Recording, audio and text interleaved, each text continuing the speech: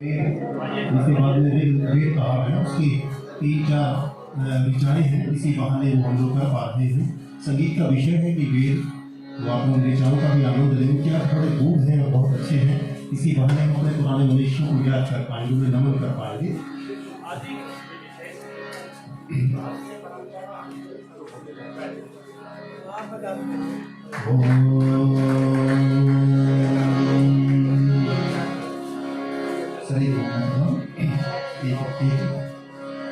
सहस्रशीर्षारूपः सहस्राक्ष सहस्रपाद सभूमिं स्वतस्कृत्वा दतिष्ठदशाङ्गुलम्।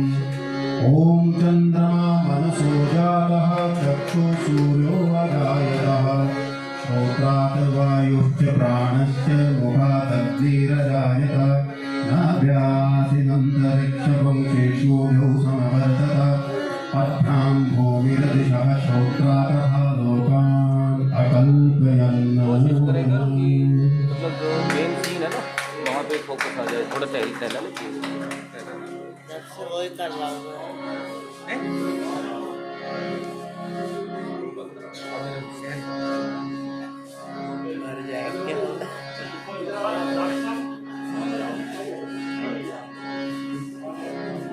कुछ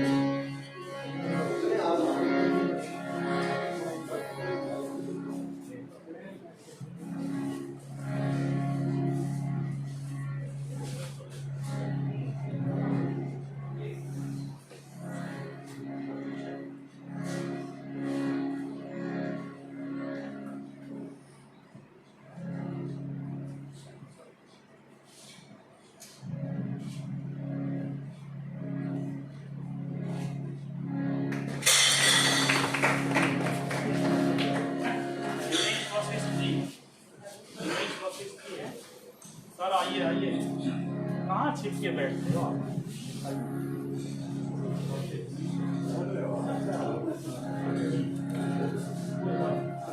आइए सर।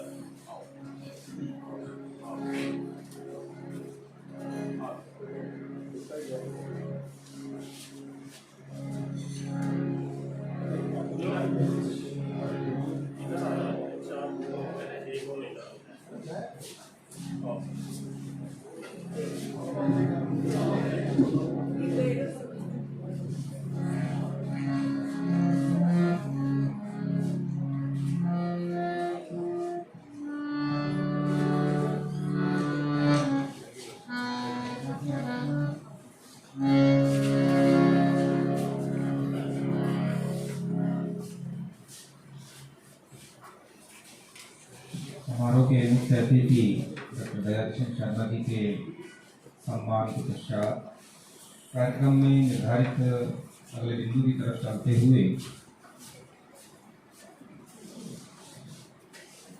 वरिष्ठ साहित्यकार श्रीमती सरोज गुप्ता जी का जीवन परिचय पढ़ने के लिए मैं डॉक्टर रवि सिंह बोकन जी को मंच पर आमंत्रित करता हूँ। सर, आपसे अनुरोध है, आप वरिष्ठ साहित्यकार श्रीमती सरोज गुप्ता जी का जीवन परिचय प्रस्तुत करें।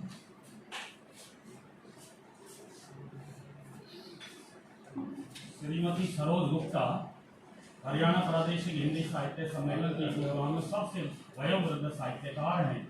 इसलिए सम्मेलन की कार्यकारिणी ने निश्चय किया कि उन्हें सम्मानित किया जाए।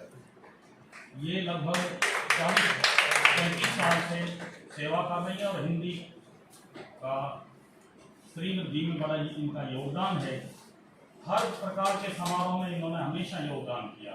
अब थोड़ी अस्वस्थ है, इसलिए कम प्रतिभागिता रहती है इनकी, लेकिन लेखनी इनकी निरंतर अब भी चलती रहती है। तो इनको सम्मानित करके ये सम्मानित नहीं हो रही, बल्कि हम सम्मानित हो रहे हैं।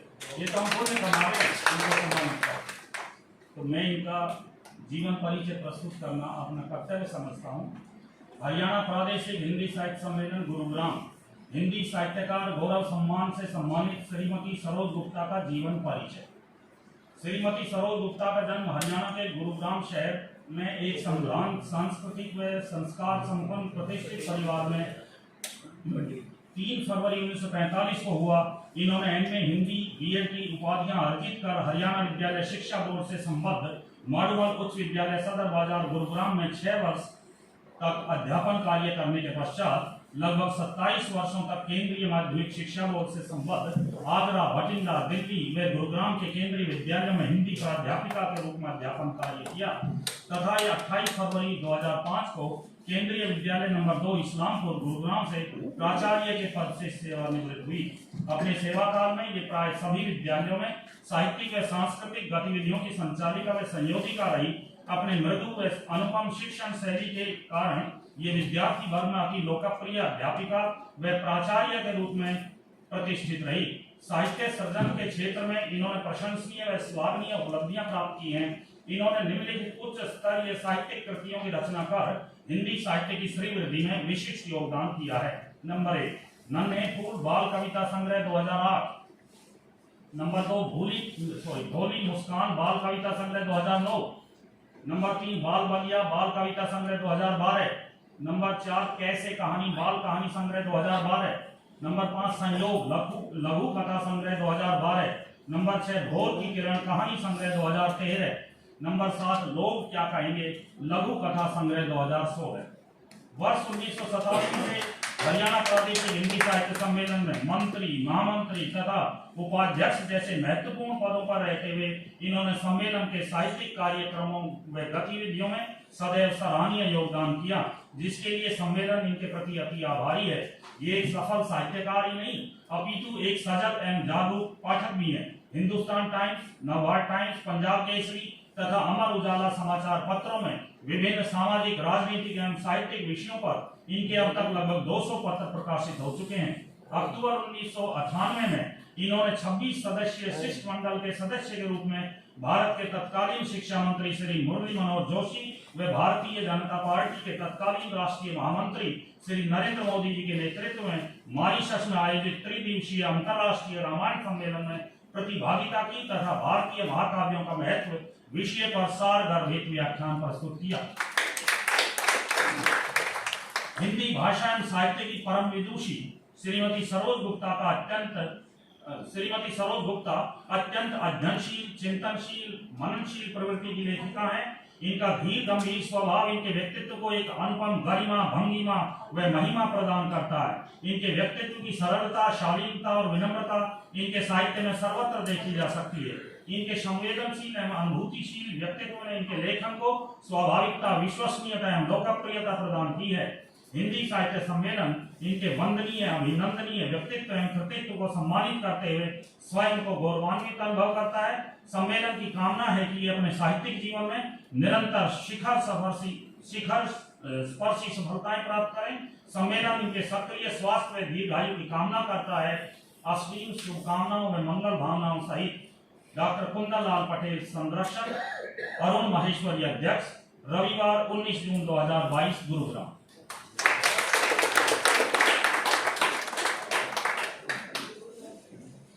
इसी क्रम में वरिष्ठ साहित्यकार डॉक्टर सरोज गुप्ता जी का सम्मेलन की तरफ से सम्मान करने का अगला चरण है। एक स्कीम मैं उनसे अनुरोध करता हूँ कि वे अपने निर्धारित स्थान को छोड़कर सम्मान के लिए जो स्थान निर्धारित किया गया है वहाँ पर आए। आइए हम कर्तव्य ध्वनि से सबसे पहले स्वागत करें।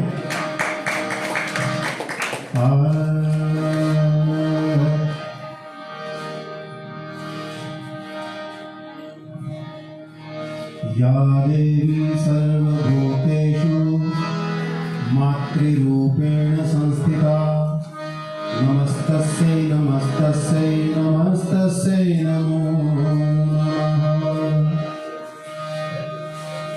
या कुन्देन्दु तुषारहार धवला या शुभ्रवस्त्रावृता या वीणावरदण्डमण्डितकरा या श्वेतपद्मासना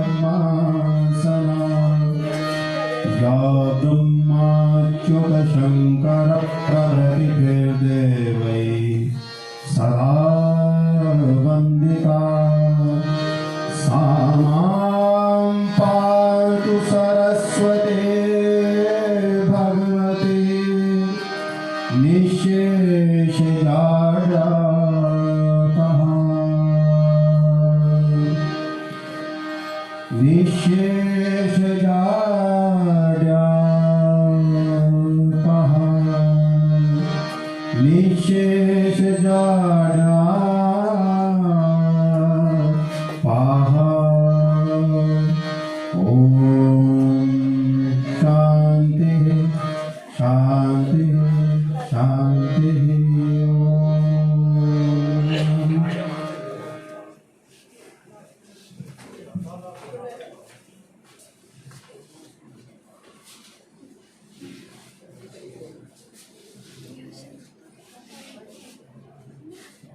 वस्तुतः इतने वरिष्ठ साहित्यकार का सम्मान करते हुए स्वयं संस्थाएं सम्मानित होती हैं। मैं मानता हूं कि हमारे महाविद्यालय में ये जो आयोजन हुआ है, इससे हमारे महाविद्यालय का भी सम्मान हम स्वयं ही कर रहे हैं एक तरह से। और इस तरह के अनुभवी और अनुभव के ताप में पके हुए साहित्यकारों को हमें ढूंढना चाहिए और उन्हें इस तरह के कार्यक्रमों से सीधा जोड़ने की आवश्यकता भी है।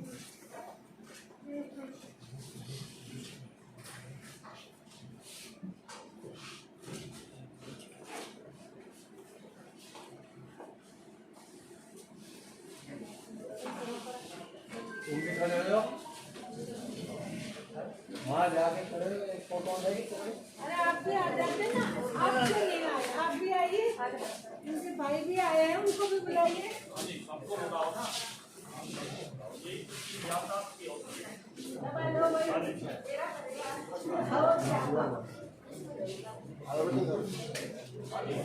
आ जाओ आप भी आ जाओ।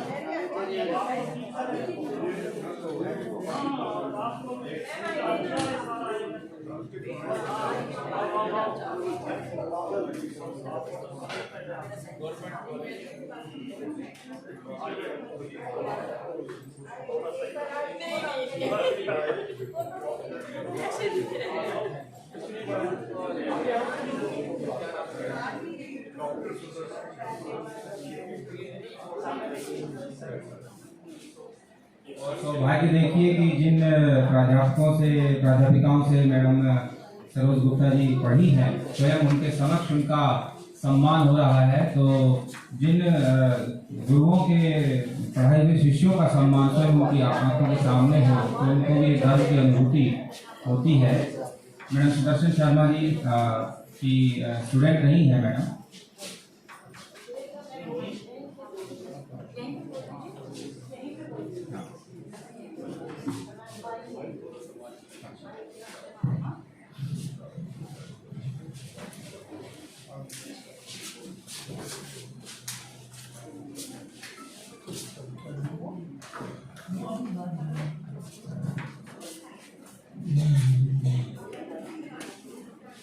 ये आज मेरे लिए बहुत सौभाग्य की बात है। सबसे पहली बात तो ये, मैं हमेशा जब भी यहाँ आती हूँ कोई भी कार्यक्रम में, कि ये कॉलेज मेरा अपना कॉलेज है।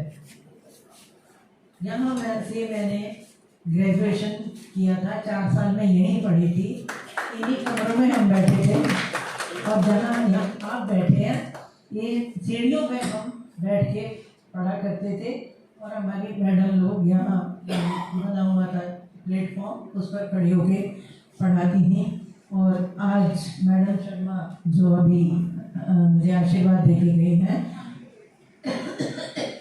उस समय इन्होंने इंग्लिश हमें पढ़ाई थी। तो मैं बहुत भाग्यशाली हूँ कि उनका वरद हस्त, उनका आशीर्वाद मुझे आज तक मिल रहा है और इस कॉलेज में आके मुझे बहुत अच्छा लगता है। ये तो आप सब समझ सकते हैं कि हम अपनी शिक्षण संस्थाओं से हमें कितना लगाव होता है। तो बार बार यहाँ आने का मौका मिलता है तो मेरे को बहुत अच्छा लगता है। और हिंदी हरियाणा प्रादेशिक हिंदी साहित्य सम्मेलन से मैं सन 87 से जुड़ी हुई हूँ। तभी मेरा, क्योंकि मैं केंद्रीय विद्यालय में थी, मेरी पोस्टिंग गुड़गांव में जैसे ही हुई और मुझे पता चला तो मैं इनके साथ जुड़ गई। और उसके बाद विभिन्न कार्यक्रमों में मैं हमेशा 3-4 साल तक तो मैं बिल्कुल अकेली महिला सदस्य थी जो मैं आती रही थी। फिर धीरे धीरे मेरी और बहनें भी साथ में जुड़ गई। अब तो बहुत बड़ा परिवार बन गया है। तो बहुत मतलब लगाव था मुझे हिंदी भाषा से शुरू से ही, इसलिए हर कार्यक्रम में आती थी। उस समय इसके अध्यक्ष जो थे आदरणीय फूलचंद सुमन जी थे और काफ़ी सालों तक हम जुड़े रहे। अभी 2-3 साल पहले ही सुमन जी का निधन हुआ और बीच में कुछ काम ढीला पड़ गया था उनके जाने से, लेकिन अब दोबारा से इस संस्था का गठन हुआ है और कुछ बहुत अच्छे वर्कर्स ने, अब जो कर्मठ लोग हैं, श्रमशील लोग हैं, उन्होंने इसका कार्यभार संभाला है और फिर से ये संस्था खड़ी हुई है और इन्होंने अपने कुछ नए कार्यक्रम जो बनाए हैं उसी के अंतर्गत इन्होंने ये डिसाइड किया, निर्णय लिया कि हम प्रतिवर्ष एक अपने मेंबर को सम्मानित किया करेंगे। तो कार्यकारिणी में इन्होंने जो निर्णय लिया तो ये देखा गया कि मैं इस सम्मेलन की सबसे पुरानी सदस्य हूँ, तो इसलिए इन्होंने सबसे पहले मुझे ये मौका दिया है। जैसे ऐसा कुछ खास नहीं है, बोकन साहब ने मेरे बारे में बहुत ज़रूरत से ज़्यादा बढ़ा चढ़ा कर कहा है और मेरे से बहुत अच्छे अच्छे साहित्यकार हैं, लेकिन फिर भी यदि मुझे उन्होंने ये सम्मान दिया है मैं इसके लिए बहुत ही ज़्यादा आभारी हूँ। और क्या बोलूँ, इसके लिए मेरे पास कोई शब्द नहीं है, पर बहुत अच्छा लग रहा है कि संस्था दोबारा से खड़ी हुई है और अब बहुत अच्छे से काम चलेगा। हम ऐसी आशा कर रहे हैं भविष्य में भी बहुत अच्छा काम होगा और हर साल एक व्यक्ति को, सदस्य को सम्मानित करेंगे। तो ये आज का कार्यक्रम जो है ये ऐसे मतलब आसान नहीं था, आप देख ही रहे कितना अच्छा प्रबंध है हर उसका। तो इसके लिए जो संस्था के अध्यक्ष माननीय महेश्वरी जी, पटेल साहब, शशांक जी और सुरेखा जी, सभी ने अथक परिश्रम किया है।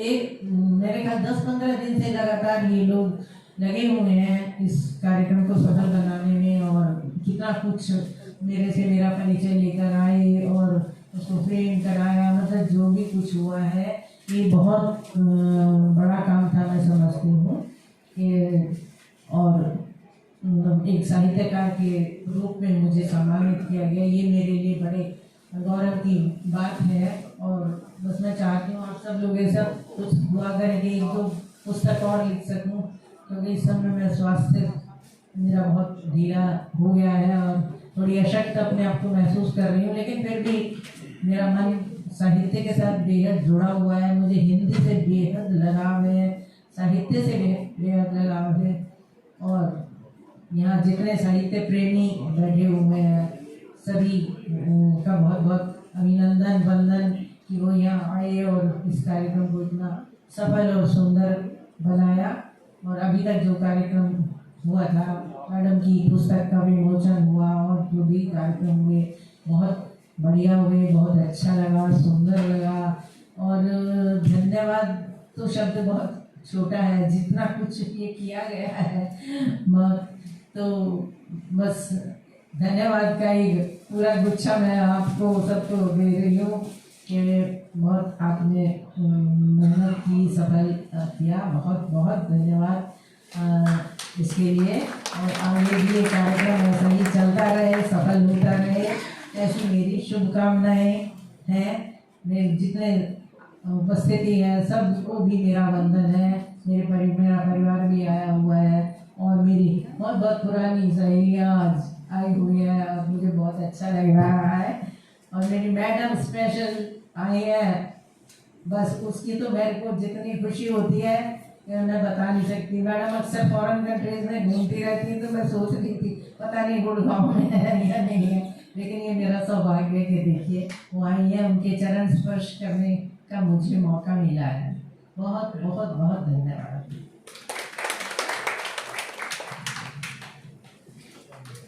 कार्यक्रम को आगे गति प्रदान करते हुए मैं आज के कार्यक्रम के मुख्य अतिथि डॉक्टर दया किशन शर्मा जी से अनुरोध करूंगा कि वे हम सब के लिए उद्बोधन पर वक्तव्य को प्रस्तुत करने के लिए मंच पर प्रस्तुत हों सर, आपसे अनुरोध है सर।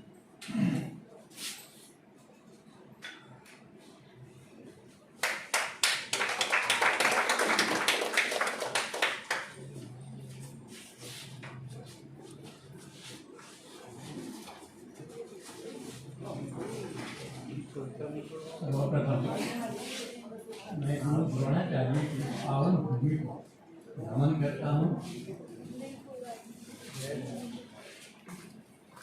हरियाणा प्रादेशिक हिंदी साहित्य सम्मेलन गुरुग्राम के आदरणीय सम्मानित साहित्य प्रेमी और साहित्य के प्रति समर्पित समस्त पदाधिकारियों, महाविद्यालय के प्राचार्य डॉक्टर अशोक कुमार गर्ग जी, वरिष्ठ साहित्यकार श्री विजय शर्मा जी, डॉक्टर रघुवीर सिंह बोकन जी, श्रीमती सुरेखा शर्मा जी और इस सभागार में उपस्थित सभी साहित्य प्रेमी और मातृशक्ति, इन सब के प्रति भी अपना विनम्र नमन प्रकट करता हूं। आज मुझे यहाँ आने का जो सौभाग्य प्राप्त हुआ है,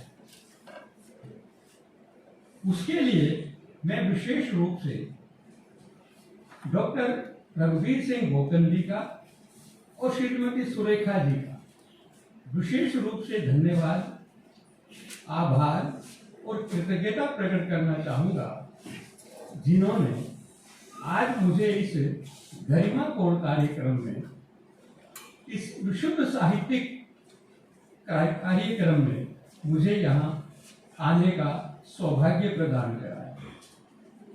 इसके लिए मैं आप सबके प्रति भी हृदय से आभार प्रकट करता हूँ। मैं वंचित रह जाता अगर रघुवीर सिंह जी सुरेखा जी के बारे में मुझे नहीं बताते, जो एक विद्यार्थी के रूप में मुझे मिली पढ़ाने के लिए उस आदर्श कॉलेज सफीदों में, जो मेरा प्रथम कर्म क्षेत्र रहा है। सुरेखा जी एक विद्यार्थी के रूप में बड़ी मेधावी रही हैं, लगनशील रही है, सीखने की ललक रही है इनमें, और बड़ी ही तन्मयता के साथ, बड़ी ही एकाग्रता के साथ ये क्लास में आती, पढ़ती और घर जाकर के नोट्स बना करके मुझे दिखाती। इनमें इतना अधिक सीखने का उत्साह था कि ये जो भी लिखती, उसमें जो शुद्धियां होती, अशुद्धियां होती, उनको ठीक करती और उन्हें मुझे दिखाती। यह एक विद्यार्थी में लगन के अतिरिक्त और कुछ नहीं हो सकता। और वही लेखन आज एक व्यापक रूप में, एक विराट रूप में, इनके साहित्य के रूप में जो आज विवृत हुआ है, यह इनके लेखन की प्रतिभा का ही परिणाम है। इसके लिए मैं इनको बहुत बहुत उन्हें धन्यवाद प्रकट करता हूं और शुभकामनाएं देता हूं कि आप यशस्वी हो, तेजस्वी हो, ओजस्वी हो, स्वस्थ रहें और निरंतर साहित्य की सेवा करते रहे, जिससे सारा समाज, साहित्य समाज लाभान्वित हो और समाज का उचित मार्गदर्शन होता है। यह आपके व्यक्तित्व का ही प्रभाव है, जो आपके इस साहित्य के माध्यम से अभिव्यक्त होता है।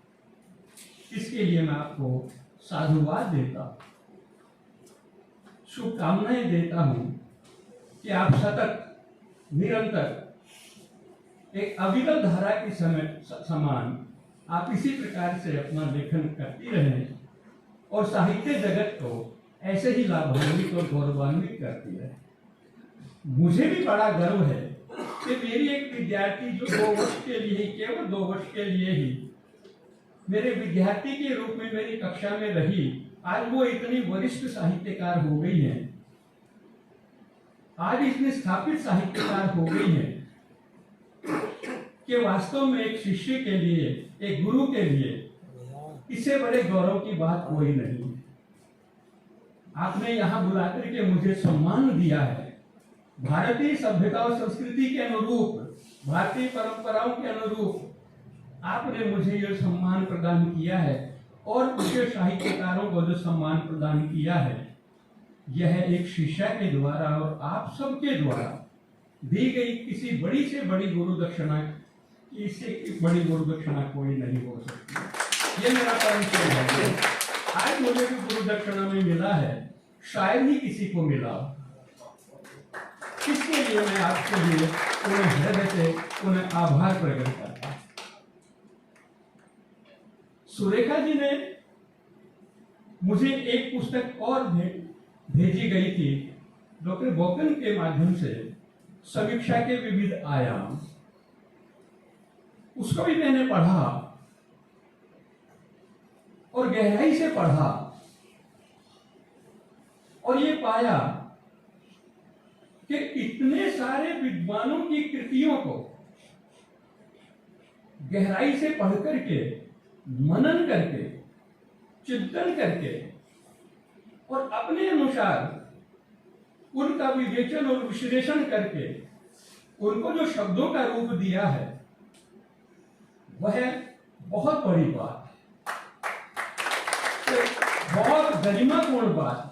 किसी साहित्य की मन स्थिति पर के धरातल पर उतर करके अपने शब्दों के माध्यम से उस रचनाकार की कृति को अपने शब्दों के माध्यम से व्यक्त करना, ये कोई छोटी बात नहीं है, ये बहुत बड़ी बात। और एक समीक्षक के लिए जो अनुभूत सत्य को, और जैसा कि कोकन साहब ने उसकी समीक्षा में लिखा था, कृति की राह से गुजरना, तो जब तक हम किसी की पुस्तक को पढ़ेंगे नहीं, उसकी कृति के अंदर से हम जाएंगे नहीं, तब तक हमें ये पता नहीं चलेगा कि इस पुस्तक में क्या लिखा है, क्या नहीं लिखा है।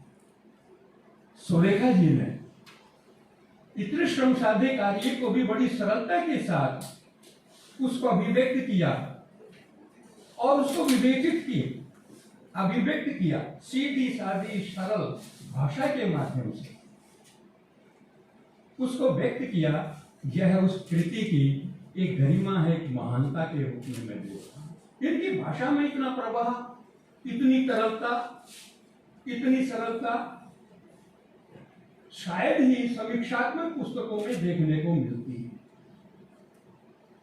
वो इनके व्यक्तित्व का प्रभाव है, इतनी शालीन, सुशील, इतनी सरल, इतनी सादगी पसंद जो इनका व्यक्तित्व रहा है, वो वास्तव में उन पुस्तकों में झलकता है। अभी जो नव प्रकाशित पुस्तक जो इनकी हुई है, अभी जो हुई है, लोकार्पित हुई है, उसके शीर्षक से ही मुझे ये लग रहा है कि इनकी जो गहरी अनुभूति है, इनकी गहरी संवेदनाएं हैं, जो आंतरिक भावनाएं हैं, वो इनके हृदय से निकली हुई भावनाएं, वो इनके अंतर मन से निकली हुई भावनाएं, संवेदनाओं को स्वर दिया है, जो अमूर्त हैं, जिनको हम महसूस कर सकते हैं, लेकिन उन्हीं संवेदनाओं को इन्होंने अपने शब्दों के माध्यम से स्वर देकर, उनको मूर्त रूप देकर के, उनको साकार रूप देकर के अपनी भावनाओं को अपने काव्य के माध्यम से, अपने काव्य संग्रह के माध्यम से उसको अभिव्यक्त किया है। बेशक से चाहे इनकी व्यक्तिगत अनुभूतियां हैं, लेकिन जब वो काव्य का रूप धारण कर जाती हैं और समाज के सामने जब आती है, तो वो व्यक्तिगत नहीं रह जाती, सामाजिक हो जाती है। इनका दुख सबका दुख हो जाता है। यह भी एक बहुत बड़ी बात है। और ऐसी स्थिति में, ऐसे समाज में, जबकि आज समाज में संवेदनाएं मर रही हैं, मानव मूल्य दम तोड़ रहे हैं, भावनाएं शुष्क होती जा रही हैं, ईर्ष्या, द्वेष, कलह समाज में निरंतर बढ़ता जा रहा, हिंसा, ऐसी स्थिति में अपनी संवेदनाओं को बचा करके रखना और अपनी भावनाओं को समाज के सामने प्रेषित करना, ये भी बहुत बड़ी बात है। आज समाज में हर जगह आप भी देखते हैं, मानव मूल्यों का क्षरण हुआ है, मानव मूल्य खंडित होते जा रहे हैं, मानव मूल्यों का ह्रास होता जा रहा है। कहने को तो मानव समाज में रहते हैं, लेकिन हमारी जो वृत्तियां हैं, आज वो पाश्विक वृत्तियों में परिवर्तित होती जा रही है। समाज दिशाहीन होता जा रहा है। क्यों? क्योंकि उनके सामने कोई आदर्श दिखाई नहीं देता। आज युवा पीढ़ी के सामने कोई आदर्श दिखाई नहीं देता। जिसका अनुसरण करें, जिसका अनुकरण करें, जिसको हम ये देखें कि हाँ ये रास्ता ठीक है, हम चले, ऐसी स्थिति में एक साहित्यकार का, सच्चे साहित्यकार का दायित्व बढ़ जाता है कि वह आगे आकर के समाज का मार्गदर्शन करे। और ऐसे विकट परिस्थितियों में एक ही रास्ता है, श्रेष्ठ साहित्य की रचना। साहित्यकार की भावनाएं व्यक्तिगत नहीं और वैयक्तिक होती है। महाकवि तुलसीदास ने रामचरितमानस लिखा, प्रारंभ में वो तो कहते स्वांत सुखाई लिख रहा हूं मैं तो, लेकिन जब रामचरितमानस पूर्ण हो गया, समाज के सामने आया, तो क्या वो स्वांत सुखाई रह गया? नहीं, वो सर्वजन सुखाय हो गया, वो सर्वहिताय हो गया, वो सबके कल्याण के लिए हो गया। और आज से 400 वर्ष पूर्व का लिखा हुआ ये रामचरितमानस आज भी हमारे समाज का मार्गदर्शन कर रहा है। क्यों? क्योंकि उसमें हमारे मूल्यों का विवेचन है, उसमें हमारे पारिवारिक मूल्यों का, सामाजिक मूल्यों का, धार्मिक मूल्यों का, राजनीतिक मूल्यों का विशद वर्णन है, जो हमारे आत्मा की गहराइयों से उतरकर हमें प्रेरित करता है। ऐसा ही साहित्य जीवित रहता है, कालजयी हो जाता है। रामचरितमानस एक कालजयी रचना।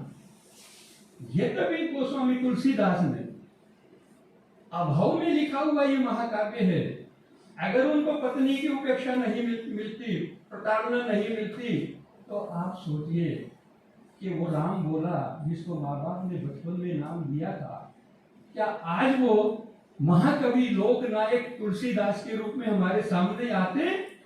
नहीं आते। भोगल साहब ने कहा साहित्य अभावों से गुजरता है। निश्चित रूप से साहित्य अभावों से गुजरता है, दर्द से गुजरता है, पीड़ा से गुजरता है।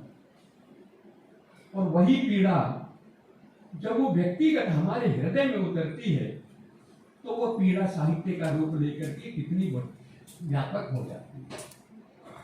पंडित जी ने कहा है, वियोगी होगा पहला कवि, आ से उपजा होगा गान, उमड़कर आंखों से चुपचाप, वही होगी कविता अनोखा।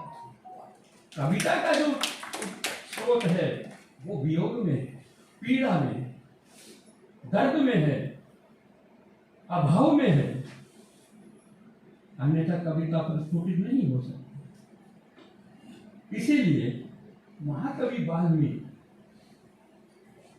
जो पहले समाज विरोधी कार्य करते थे, एक माता क्रोच के करुण क्रंदन से उनका हृदय इतना द्रवित हुआ कि उनके मुंह से सहज एक श्लोक फूट पड़ा। और वो श्लोक का फूटना था कि उन्होंने रामायण जैसी, उस आदि कवि ने रामायण जैसी पहली रचना करके हमारे समाज को एक बहुमूल्य रचना दिया, एक उपहार दिया। ये छोटी बात नहीं है।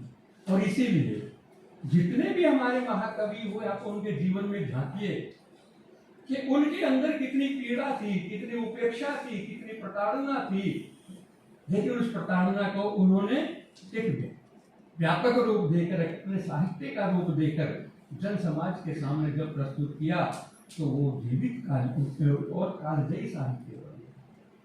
कबीर दास ने समाज की उपेक्षा को बर्दाश्त किया, सहन किया। मीरा ने पारिवारिक ससुराल वालों की प्रताड़ना को सहन किया। सूरदास अंधे थे। और जितने भी कवि रहे, उनके अंदर में जो अभाव आया, और उसी अभाव ने उनको महाकवि बना दिया। और मीरा के हृदय का जो विरह था, प्रेम था, उस विरह को उन्होंने कृष्ण के प्रेम में परिवर्तित कर दिया। ये उदात्तीकरण है, ये प्रेम का उदात्तीकरण है। साहित्य का उद्देश्य ही ये होता है, निरुपम साहब ने बड़े विस्तार के साथ बताया था कि साहित्य हम क्यों पढ़ते हैं, साहित्य का स्वरूप क्या है, साहित्य कैसे हमारे हृदय से उत्पन्न होता है। तो साहित्य का तो अर्थ ही साहित्य के साथ स्वहित, जो हमारा हित करे, जो मानव जाति का कल्याण करे, जो मानव जाति के हृदय की विकृत भावनाओं को परिष्कृत करके, परिमार्जित करके, उनको मांझ करके, उनका उदात्तीकरण करके, उनके अंदर के विकारों को तोड़ करके उनकी आत्मा को मुक्त करे। साहित्य वो जो हमारी आत्मा को मुक्त करे, हमारी आत्मा को प्रभावित करे, उद्वेलित करे, वो साहित्य कहलाता है। और ऐसा साहित्य कभी मरता नहीं है। और इसीलिए मीरा ने कहा था, मेरे तो गिरधर गोपाल दूसरों न कोई। जबकि इससे पहले कहती है कि हेरी में तो प्रेम दीवानी मेरा दर्द न जाने। लेकिन वो दर्द उनका दर्द नहीं रहा, समाज का दर्द हो गया। और इसीलिए उन्हें सारा दर्द, सारी पीड़ा, सारी उपेक्षा, सारी प्रताड़ना किसको समर्पित कर दी? कृष्ण को समर्पित कर दी। और एक महान कृष्ण भक्त कवित्री के रूप में आज भी हमारे सामने प्रस्तुत होती है। उनका साहित्य, उनका काव्य आज भी बड़े संगीत में वातावरण में पढ़ा जाता है, गाया जाता है, सुना जाता है और हमारे अंदर की भावनाओं को संतुष्ट करता है। साहित्य का तो उद्देश्य ही यही है कि हमारे अंदर के विकारों का परिमार्जन करके मानव की आत्मा को मुक्त करे, मानव को उन्मुक्त करे, उनका उदात्तीकरण करे। और इसीलिए साहित्य जो सद साहित्य है, जो श्रेष्ठ साहित्य है, वो कभी समाप्त नहीं होता, समाज का मार्गदर्शन करता है। आज भी भक्तिकालीन साहित्य जो 600-700 वर्ष पूर्व से लिखा गया, जो भक्तिकालीन साहित्य क्यों आज हमारा मार्गदर्शन कर रहा है? क्यों आज हमें अंधेरे में भी हमारा मार्गदर्शन करके हमें सही रास्ता दिखाता है? इसलिए कि उन्होंने समाज हित को ध्यान में रख करके, मानव मूल्यों को ध्यान में रख करके, मानवीय भावनाओं को ध्यान में रख करके, आदर्शों को ध्यान में रख करके, श्रेष्ठ भावनाओं को ध्यान में रख करके जो साहित्य की रचना की, उसी से आज हम उनके काव्य से प्रेरणा ग्रहण करके अपना जीवन जिए। वस्तुतः अगर देखा जाए तो परिवार के मूल्य खत्म होते जा रहे हैं, समाज के मूल्य खत्म होते जा रहे हैं। जीवन के किसी भी क्षेत्र में आज हमारे मूल्यों का जितना अवमूल्यन हो रहा है, शायद इससे पहले कभी नहीं हो। हमारी सारी शक्तियां भौतिक शक्तियों को प्राप्त करने में लगी हुई, भौतिक सुखों को प्राप्त करने में लगी हुई। हम आध्यात्मिक परिमार्जन की बात नहीं करते, हम आत्मिक सुख की बात नहीं करते। हम करते हैं अधिक से अधिक पैसा कैसे कमाएं। आज हमारे जो भारतीय सभ्यता संस्कृति में जो संयुक्त परिवार प्रणाली थी, वो संयुक्त परिवार प्रणाली आज खंडित हो गई है। बच्चों को आदर्श कौन सिखाएगा? बच्चों को सीख कौन देगा? बच्चों को कौन मूल्य देगा?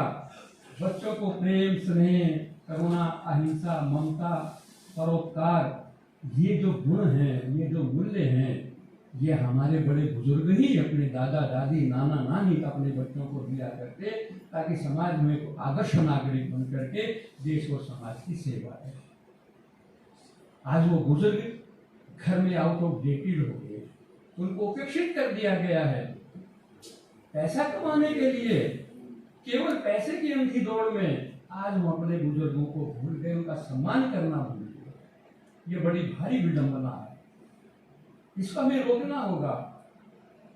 इसको हमें अपने बुजुर्गों का सम्मान पुनः लौटाना होगा, ताकि वह आने वाली पीढ़ी को, आने वाले बच्चों को सही संस्कार दे सके, सही शिक्षा दे सके, सही आदर्श प्रदान करा सके। लेकिन नहीं, हमने तो उनके लिए अलग आश्रम बना दिए, अलग सोसाइटियां बना दी है कि आप यही रहें, घर में आपकी जरूरत नहीं है। हमारे तो भारतीय संस्कृति में तो 4 ही तो आश्रम थे, ब्रह्मचर्य आश्रम, गृहस्थाश्रम, वानप्रस्थ, संन्यास आश्रम। ये वृद्ध आश्रम कहाँ से पैदा हो गए? ये वृद्ध आश्रम हमारे द्वारा बनाए गए आश्रम हैं। लेकिन नहीं, हमें ऐसा नहीं करना है।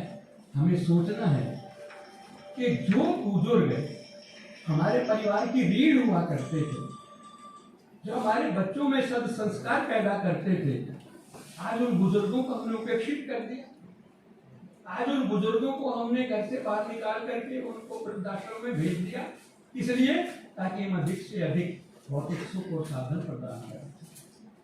संयुक्त परिवार भी एकल परिवारों में परिवर्तित हो गए हैं, और एकल परिवारों में भी एकल परिवार। ये भी बड़े आश्चर्य की बात है कि अगर 2 कमरे हैं तो पत्नी एक कमरे में और पति दूसरे कमरे में, क्योंकि उनके अंदर वो परस्पर प्रेम, वो सहयोग, वो समर्पण, वो त्याग का भाव खत्म होता जा रहा है। इसलिए क्योंकि भौतिक सुख सुविधाओं को संचित करने में हमारी सारी शक्तियां लगी हुई है। इस स्थिति को हमें रोकना होगा, और ये केवल और केवल सद साहित्य के द्वारा ही संभव है, और किसी के द्वारा संभव नहीं है। क्योंकि कोई आदर्श व्यक्तित्व, आज भी हमारे देश में 130 करोड़ भारतवर्ष की जनसंख्या है, तो एक भी आदर्श व्यक्ति, एक भी महापुरुष ऐसा नहीं है जो पूरे समाज को संगठित करके उसका मार्गदर्शन कर सके, ताकि उनका अनुकरण करते हुए, ताकि उनके दिखाए रास्ते पर हम चल सके। इससे बड़ी विडंबना और क्या हो सकती है। लेकिन इसको अगर कोई रोक सकता है तो केवल साहित्यकार ही रोक सकता है, केवल कवि और रचनाकार ही रोक सकता है। संगीत रोक सकता है, कलाएं रोक सकती हैं, जो हमारी ललित कलाएं हैं वो रोक सकती हैं, और साहित्य रोक सकता है, अन्यथा किसी के बस की बात नहीं है। इसलिए हमें ऐसा शब्द साहित्य लिखने की आवश्यकता है जो व्यक्तिगत भावनाओं को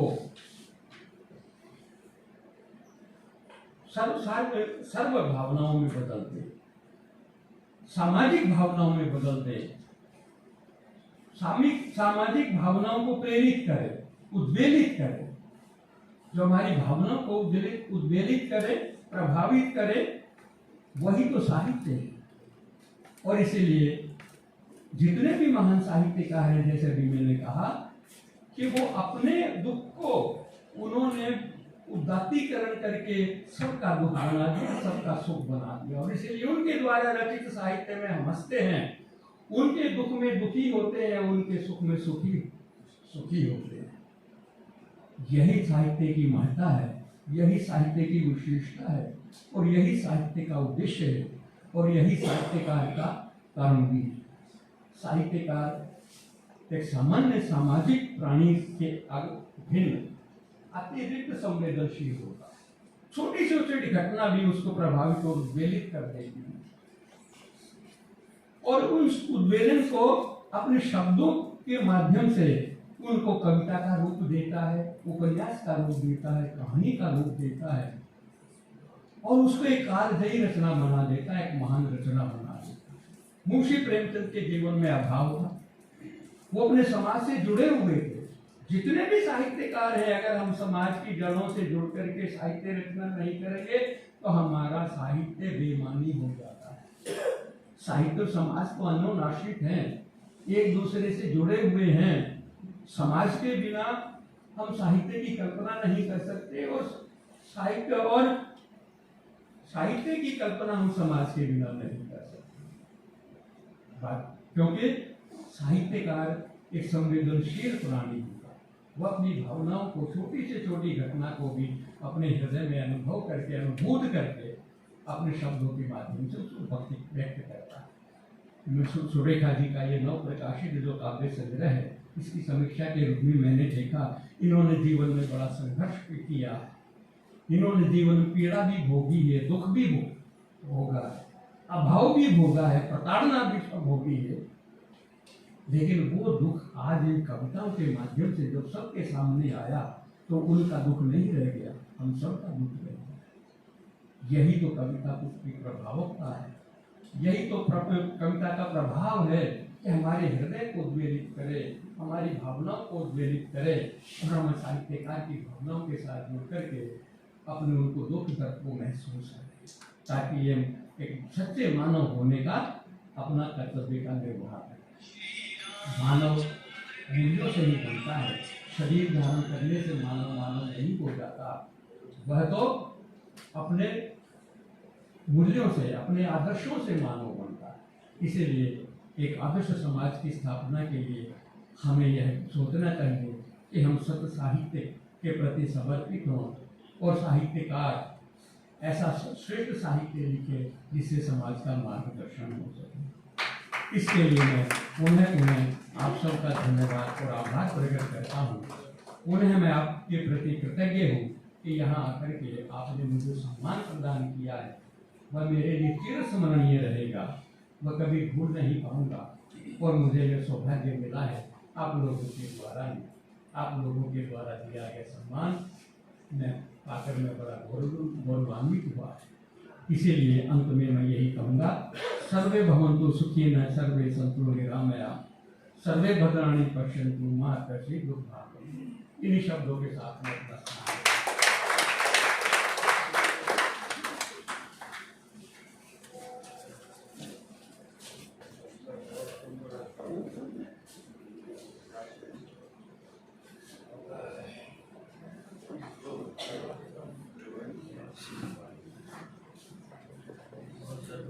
बहुत ही प्रभावी उद्बोधन के पश्चात कार्यक्रम में आगे की जो रूपरेखा है उसमें श्री राजपाल यादव जी, जो आज के पुस्तक की समीक्षाकार भी हैं, उनको सम्मानित करने के लिए मैं डॉक्टर राजशेखर शर्मा जी और श्री ब्रह्म प्रकाश यादव जी को आमंत्रित करना चाहूँगा कि उनका सम्मान करने के लिए अपने निर्धारित स्थान को छोड़कर मंच की तरफ आएँ। धन्यवाद सर।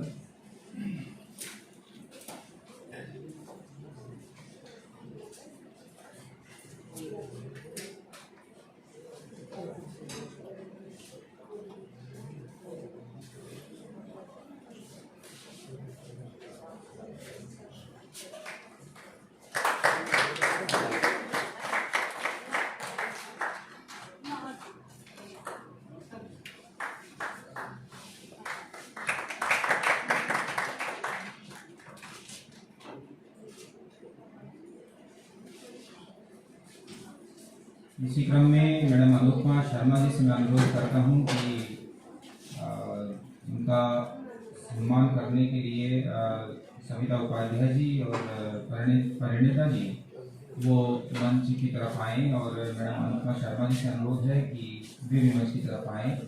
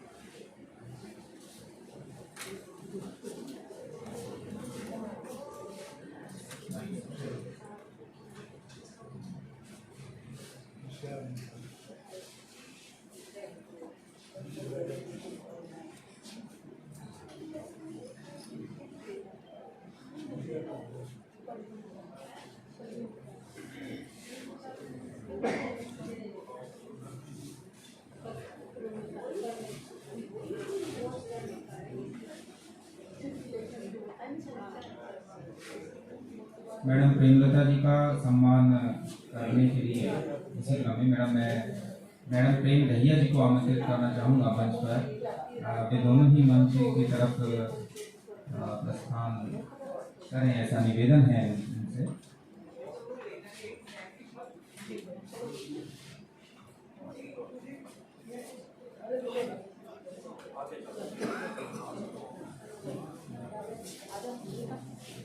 मैडम मधुलिका भी इसी क्रम में आमंत्रित हैं मैडम प्रेम चौधरी जी के सम्मान के लिए। मैडम मधुलिका जी।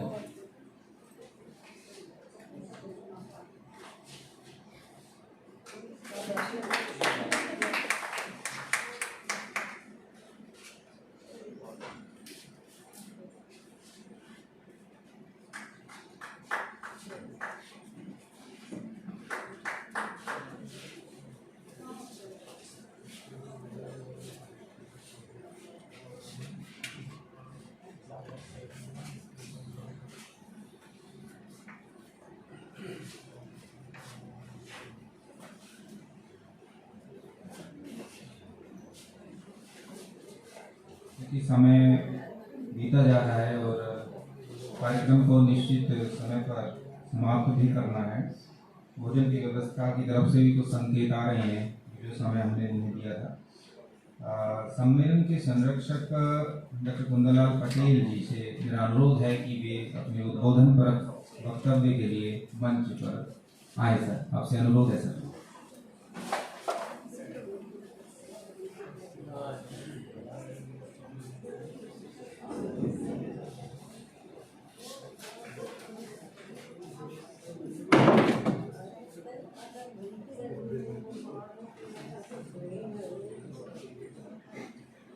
संवेदना के स्वर के विकासमान और बहुत ही विशिष्ट लोगों का सम्मान शर्मा जी, सरोज जी और इसी क्रम में और अन्य लोगों का जो सम्मान हुआ है, ये ज्ञान की परंपरा की पूजा है और हिंदी साहित्य सम्मेलन ज्ञान की परंपरा की पूजा के लिए समर्पित है। मैं शुरुआत करता हूँ प्रोफेसर शर्मा जी और वरिष्ठ गोकन जी के कमेंट से के बिना भाव के साहित्य और कविता नहीं हुई। ये उन्होंने कहा कि ये जो है पूर्व शक है। मेरा एक सोचना है कि प्रज्ञा, ज्ञान, विवेक के बगैर भी साहित्य आगे नहीं बढ़ता और इन दोनों प्रज्ञा आत्माओं ने ये मान लिया कि इस हाल में और इस मंच पर जो भी प्रतिभाएं मौजूद हैं सब प्रज्ञापूर्ण, सभी को मैं नमन करता हूँ। विशेष रूप से आज के प्रमुख अतिथि प्रोफेसर शर्मा जी, आज जो विशेष रूप से सम्मानित हुई सरोज जी और जिनकी एक क्रम है लेखन का और उनकी पुस्तक का जो है संवेदना के स्वर का समर्पण हो रहा है, उनके प्रति मेरा आदर भाव है। अगर आप बहुत गहराई से सोचें तो मेरा, आपका और हम सबका एक संसार है और ये जो हमारा संसार है, इससे भी बड़ा एक संसार है, कोई ईश्वर का संसार है। जब मैं संवेदना के स्वर को अलग पलट कर रहा था तो ऋग्वेद की पवित्र ऋचा से सुरेखा जी को संबोधित किया तो मुझे तुरंत ऋग्वेद की और ऋचाएं याद आई। उनमें से पहली ऋचा है कि ये जो संसार है ये विचार का रूप है। अब विचार किसने किया होगा ये तो कोई बताने की बात ही नहीं, हम सभी समझते हैं कि वो ईश्वर है। और जब हम कह रहे हैं कि हमारा संसार है, आपका संसार है, सबका संसार है, ईश्वर का भी संसार है और वो उसके विचार का भी संसार है। इसी तरह से हम सबका जो संसार है, हमारे विचार, हमारी कल्पना, हमारी सोच, हमारी प्रज्ञा, उसका भी संसार है। और आज का कार्यक्रम में सुरेखा जी की जो प्रज्ञा है, प्रतिभा है, उनका जो संसार है, उसमें उन्होंने हम सबको शामिल किया। मूल बात यह है कि हमारी मूल प्रकृति आनंद में रहने की, तो इसलिए ही हम सब लोग यहाँ पे एकत्रित हैं और इसीलिए हम फिर से आप सबकी तरफ से अपने सहयोगी हिंदी साहित्य सम्मेलन के लोगों की तरफ से, वरिष्ठ साहित्यकार जैसे नरेंद्र जी बैठे हुए हैं जिन्होंने एक ऊर्जापूर्ण श्रृंखला चलाई हुई है हिंदी की, हमारे वरिष्ठ शर्मा जी, केदारनाथ शर्मा जी, उनकी श्रीमती जी, और वैसे तो कहें कि जो भी यहाँ बैठे हुए हैं वो सब अपने आप में पूर्ण प्रज्ञापूर्ण विभूतियाँ हैं और सबका नाम लेना मेरे लिए संभव नहीं हो पाएगा। इसलिए मैं सबके बिहाफ पर और आज ये जो पुस्तक का विमोचन हुआ है उसके लिए मैं सुरेखा जी को बहुत बहुत बधाई देता हूँ, आप सबकी तरफ से बधाई देता हूँ और जो लोग सम्मानित हुए उन सबके लिए मेरा आदर भाव है और सबके लिए बहुत बहुत बधाई है। हम सब इस आनंदपूर्ण संसार के हिस्सा बने, जिसका मैं भी हिस्सा बना। इसके लिए मेरा आप सबके प्रति आभार और धन्यवाद। Thank you.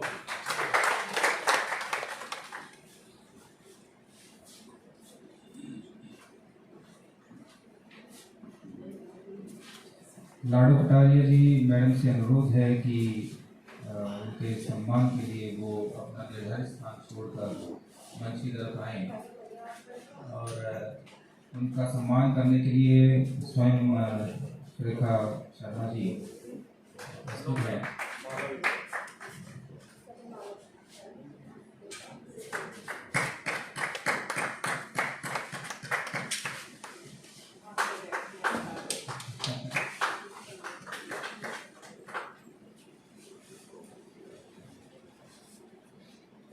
कार्यक्रम में आगे हरियाणा प्रादेशिक हिंदी साहित्य सम्मेलन के अध्यक्ष श्री अरुण माहेश्वरी जी के उद्बोधन पर वक्तव्य को सुनने के लिए हम सब बेचैन हैं।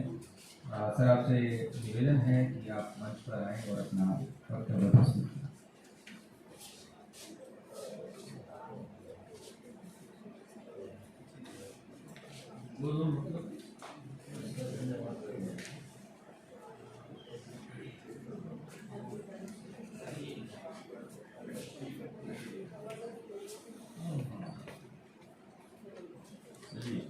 थोड़ा माहौल जो है आपका बहुत ही गंभीर हो गए हैं आप लोग, तो थोड़ा थोड़ा इसमें गंभीरता में थोड़ा हास्य, थोड़ा साहित्य, थोड़ा ऐसा साहित्य जो मन को प्रफुल्लित करे, 2-4 लाइनें में सुनाकर फिर अपना आपको धन्यवाद। जैसे आजकल के ऊपर एक वो है, अभी आपने देखा होगा, अभी राज्यसभा लोकसभा के जो इलेक्शन हुए थे उसमें भेड़ बकरियों की तरह बाड़े में लोग घूम करके उसमें ताला लगा दिया, इस तरीके से था।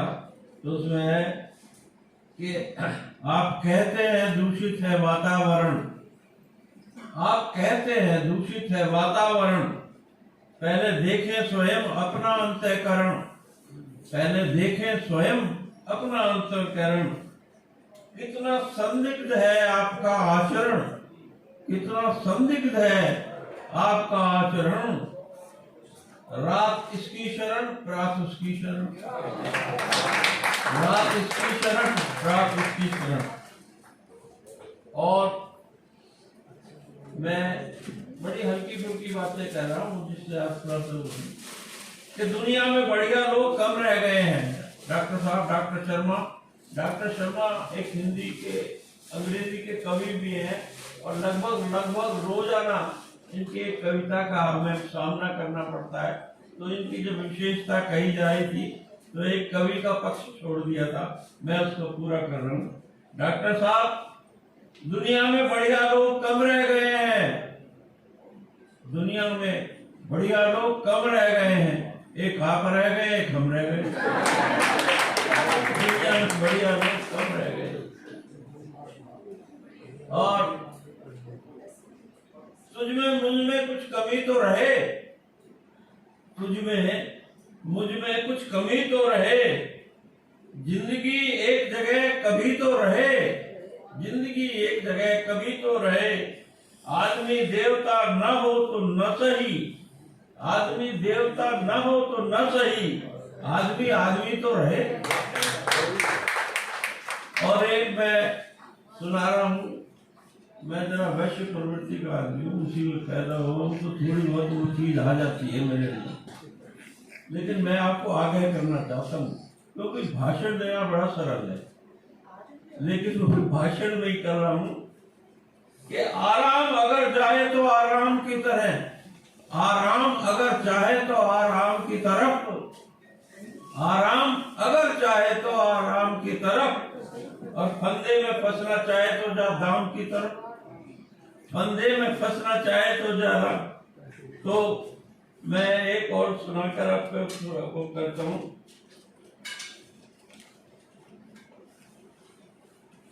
कि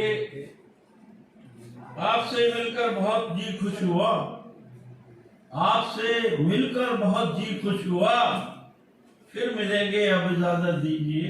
तो इस चीज का तो विराम देता हूँ मैं कविता वाले पक्ष का, और उसमें आता हूँ जो संवेदना के स्वर। मैं आप सब लोगों का किस शब्दों में धन्यवाद करूं कि एक छोटी सी यहाँ पर जो उपद्रव पीछे अब चल रहे हैं उसमें धारा 144 लगी हुई है गुड़गांव में। तो कई लोग बड़े सशंकित थे कि यहाँ पे जाएं या न जाएं, लेकिन उन साहित्यकार को एक पत्थर से क्या, अभी इतनी बड़ी बात बोकन साहब ने कही, तो हम तो छोटे से बोल से मर जाते हैं, हमने पत्थर क्या चलाने हैं और हमने 144 का क्या करना है। तो साहित्यकारों का तो कोई डर नहीं, लेकिन फिर भी कुछ लोगों की शंकाएं आई थी। उसके बावजूद आप लोग अपना समय निकाल कर आए, इसके लिए मैं कितना धन्यवाद करूं। सबसे बड़ा तो धन्यवाद है सुरेखा शर्मा जी का। ये 2 महीने के अंतराल में 2 पुस्तकों का विमोचन हुआ, और इतनी महान विभूतियों से, डॉक्टर शर्मा से, और बड़े बड़े डॉक्टर शर्मा इधर भी, डॉक्टर शर्मा इधर भी, उनके बीच में एक साधारण सा व्यक्ति खड़ा हूँ, शर्मा। लेकिन उसके बावजूद इतने लोग, इतने प्रेम से आप लोग आए, इसलिए मैं किन शब्दों में धन्यवाद करूं। और इसी धन्यवाद के शब्दों में सबसे ज्यादा अगर मुख्य कार्यकारी काम किया तो डॉक्टर बोकन ने, डॉक्टर रणवीर सिंह बोकन। इसके लिए तो एक बार आप बहुत जोर से तालियां बजाइए। ये लगातार 15 दिन तक इसका आयोजन करने के लिए लगातार चीजें छपवानी, लिखनी, और इनका बड़ा सख्त निर्देश ये था कि जो कार्यक्रम मैं बनाऊं उससे इधर उधर नहीं होना चाहिए, क्योंकि कभी कभी इधर उधर होने से बहुत ज्यादा दिक्कत हो जाती है।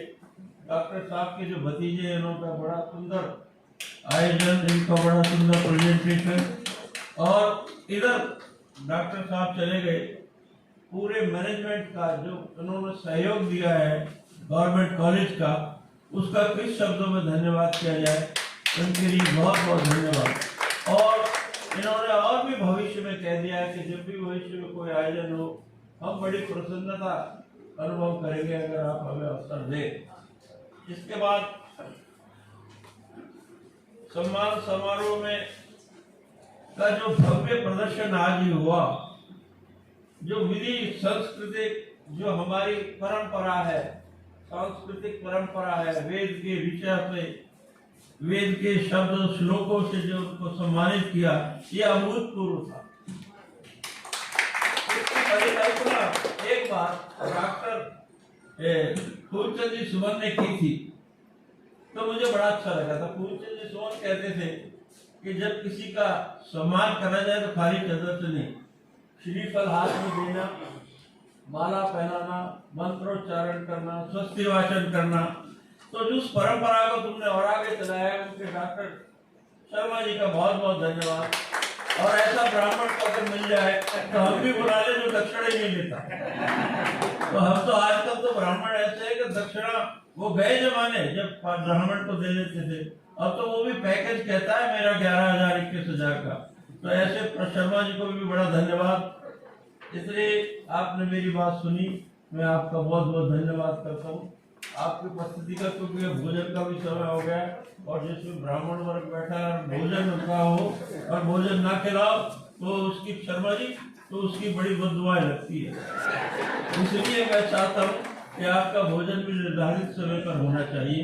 आपका बहुत बहुत धन्यवाद। सम्मान कार्यक्रम जो हो रहा था उसमें जो नाम यही गलती की वजह से छूटे हैं, तो मैं उसे त्रुटि सुधार करते हुए गरिमा संजय जी को आमंत्रित करना चाहूँगा। मैडम सुरेखा जी, आपसे अनुरोध है उनका सम्मान करने के लिए आप मंच की तरफ आए। मैडम गरिमा संजय जी, आपसे अनुरोध है कि आप मंच की तरफ आए।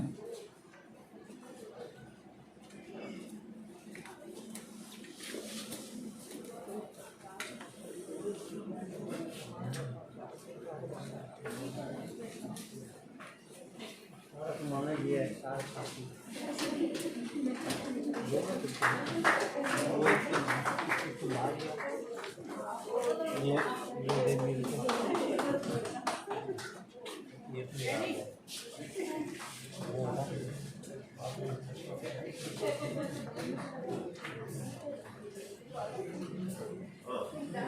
किताब इसकी में डालते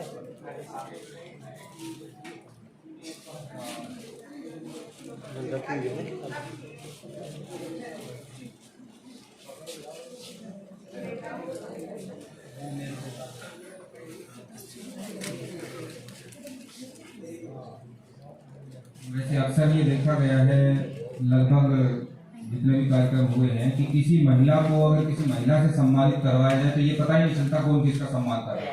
वो अपनी माला दूसरे के गले में, दूसरे की माला उसके गले में, और ये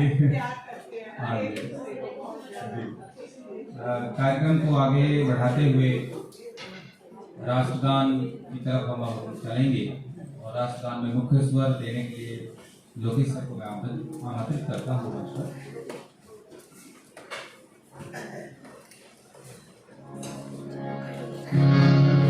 एक मीटिंग करके बैठे, इस कड़ी का जो एक सूत्रधार जो मंच संचालन कर रहे थे और बड़ा बखूबी आज उन्होंने संचालन किया, तो एक चेहरा छूटा छूटा जा रहा था।